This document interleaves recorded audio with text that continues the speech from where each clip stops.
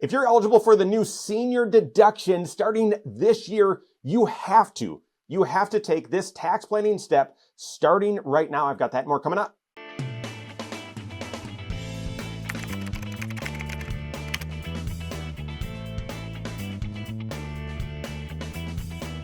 My name's Mike Bernard. I'm the host of the Wise Money Show. I'm also one of the certified financial planners right here at Korhorn Financial Group. Make sure you hit that subscribe button, turn on notifications, and smash that thumbs up button. You know our team of financial planners here at Korhorn Financial Group. This season, the fall of, especially right now, fall of 2025, we're doing a ton of tax planning. A lot of tax planning. As we're meeting with clients, we are projecting out what it looks like this tax year is going to look like for them, and then uncovering what strategies exist, what opportunities exist for them to pay the least amount of tax over their lifetime. But this season in particular, this year, has a unique twist to it. It's also, well, what are the changes from the new tax laws that start right now that need to be incorporated in your planning, and do they open up any new opportunities? Obviously, the recent tax laws had a lot of changes, and this is on top of a lot of changes from all the previous tax laws over the past 5 years that everyone's still digesting and implementing within their plans. But I would say the biggest change within the new tax laws is that the things that didn't change, the things that were made permanent, if you will, the tax brackets and the tax rates, those were made permanent. They were not going to sunset at the end of this year. Same with the higher standard deduction and no exemptions, those sorts of things. But there are obviously a lot of big changes. The SALT cap, that cap increased significantly. The no tax on tips, no tax on overtime. It's hard to even say that because of all of the red tape and all of that. But then the new senior deduction. And I got to tell you, yes, the SALT cap change, that is impacting a lot of the planning that we're doing with our clients.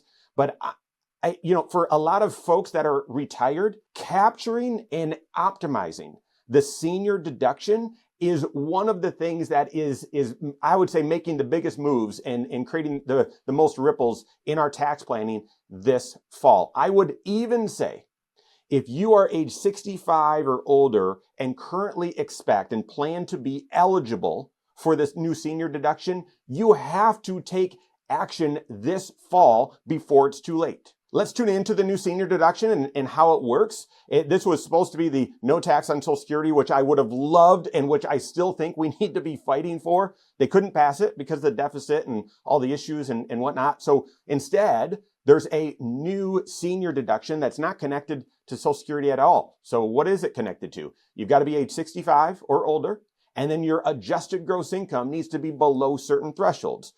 If you're married filing jointly, it needs to be below $150,000. For single filers, it's got to be below $75,000. If you're above that, slightly above that, then the amount of the deduction starts going down just a little bit. And then if your income continues to get higher and higher and you're far above those limits, this deduction could go away completely. How much is the deduction? I get this question all the time. People have heard $6,000. That's right, it's $6,000 per person. So if you're married, that's $12,000 total in a deduction that you're getting. And if you're single, it's $6,000. That's incredible. Another question we get all the time, oh, but I'm not going to itemize. So do I not get that? Or I am going to itemize. Do I not get that? It's available whether you itemize or not. The only thing that matters, are you age 65 or older? And is your adjusted gross income below those limits? If so, you receive the deduction. If not, or if you're close, you need to be doing tax planning, working with your CFP to see, well, what income could we push off to next year that we don't really need to capture this year so that we can become eligible for this tax benefit. Now, with that understanding, why is this change in particular creating more ripples and creating a lot of planning opportunities? Because if you are age 65 and your adjusted gross income is below those levels, you have to do a Roth conversion this year from your pre-tax retirement accounts up to the amount of the deduction, if not more. You have to. I can't think of a reason why not. And yes, obviously, everything is circumstantial with finances, so I'm sure you've got to work with your certified financial planner, make sure this doesn't throw anything off. But if your adjusted gross income is below those levels, then doing a Roth conversion means you're just going to be soaking up the extra deduction that's available to you from this new tax law. It's not going to create IRMA. It possibly, hopefully, shouldn't create additional tax on your Social Security or whatever. That's certainly something to do the math on, work with your CFP on. But you're in a low tax bracket already. We've got this deduction, and guys, we only have this deduction for 4 years. This year, 2025, 26, 27, and 28. And then it's set to sunset. Now, will they let it sunset or will they keep it around? Who knows?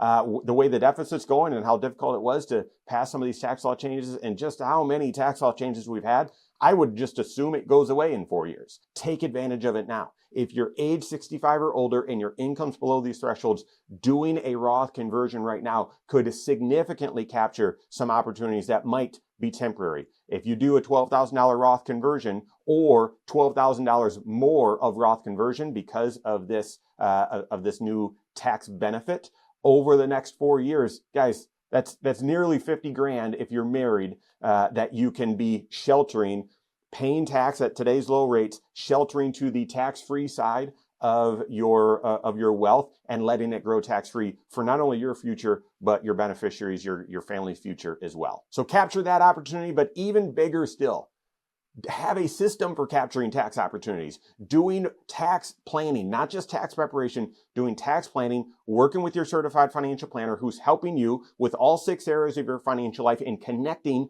those seemingly disconnected parts. Tax planning is one of those 6 areas. Make sure that you're working with them and surveying, well, what opportunities exist for you to pay the least amount of tax over your lifetime, if not multiple lifetimes? How do those opportunities change, or are they enhanced from the new tax laws? And then also you want to make sure you're avoiding tax surprises. Work with your certified financial planner on that. If you don't have a CFP on your team, you can contact one on my team. Find us online, Korhorn.com. That's Korhorn with K, wisemoneyshow.com. You can find us there as well, or give us a call, 574-247-5898.